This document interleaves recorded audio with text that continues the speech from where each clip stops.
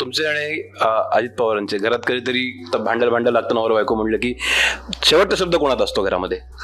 अर्थात दादांचा. म्हणजे दादांची जी दादागिरी ती घरात पण चालते असं म्हणूया आपण. तरी फार कमी वेळा असतात म्हणजे घरी पण तसं असं काही नसतं, पण म्हणजे मोस्टली जे काय असतं तरी. हो. अजित पवारांची कुठली सवय जी तुम्हाला अजिबात आवडत नाही? वेळेवर न जेवणं.